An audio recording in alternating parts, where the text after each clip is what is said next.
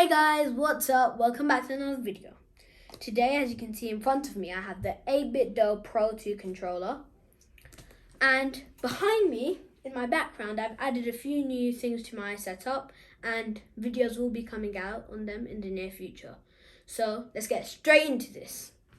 Okay, so 8BitDo has been a company that's made pretty good controllers for quite a bit of time now, and their controllers have mainly been really good for 2D games. Well, the previous generation of controllers, the SN30 Pro Plus controllers, they upped their game and made them a very good option, even for 3D games, with very few flaws. Well, this year, 8BitDo has come out with the 8BitDo Pro2, and they've upped their game once again and made a near perfect controller. And so without further delay, let's get straight into the unboxing.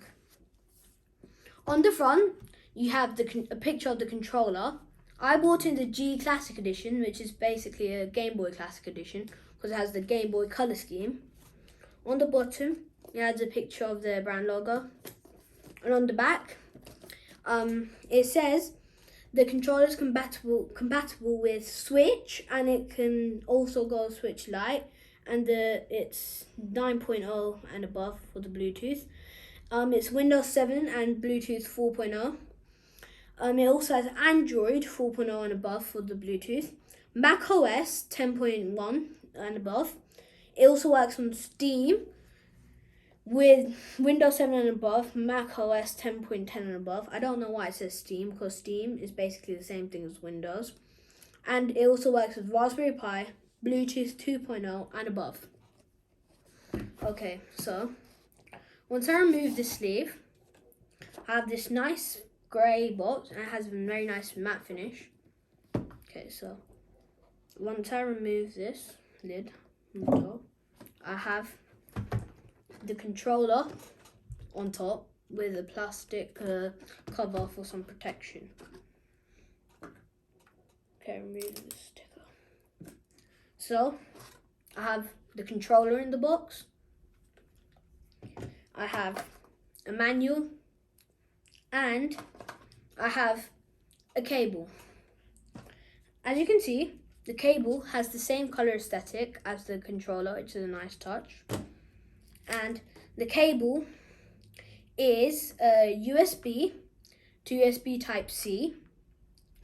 The controller has battery life of 20 hours, and it takes 5 hours to charge with the cable they provide. And if you don't like charging the controller with a cable, on the back, as you can see, you can take out their rechargeable battery that they've added and replace it with AA cells.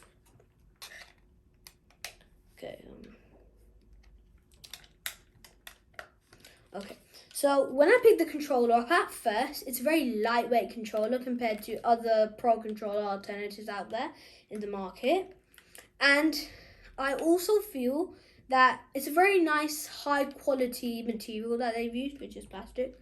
Well, they've made the plastic high quality, and they've also added texture over here on the bottom of the controller for more grip whilst you're holding it. So on the front of the controller, there's these two buttons over here, and one's the start button over here. Well, once you get into a game, these two buttons will act as the plus button and the minus button, which you'd normally find on a Nintendo Switch. You also might be wondering what this is over here. This button is the home button. This button over here, this button is the button that I'd find on a Nintendo Switch controller if you want to make a photo or make a video. Okay, so you also have a button over here. This button is to change between profiles, and you can program every single button on the controller to whichever button you want in the 8BitDo software app. Okay, and in the 8BitDo software app, you can set profile 1, profile 2, and profile 3, which you can simply change by this one press of the button. On the top, you'd find the usual 4 triggers that you have, the left ones and the right ones. Well, on the back, you have the additional 2 triggers, which you can use for anything you want. For example, some macros or any of the buttons on the front, and you can adjust that to what you want in the 8BitDo app, of course. Okay, so another thing that is the joysticks up front. The joysticks are very similar to the PS4 controller joysticks, and I would have no problem playing 3D games like Fortnite, for example, on these joysticks.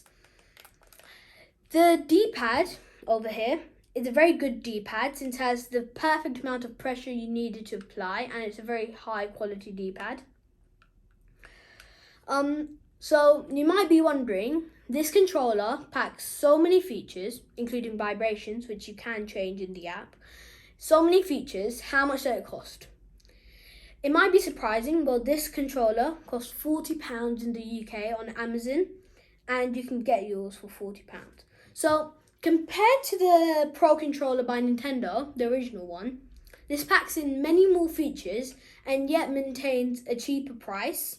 And even for other third-party controllers out there, I'd still say this is a very solid option if you want to get a Pro Controller for your Switch. And bonus, you can use it with your PC or whatever you want on the go. So that'll be it for today's video. This controller is a very good controller, and I would highly recommend it, which is why I bought it for myself. And so that's it for today's video, guys. Bye!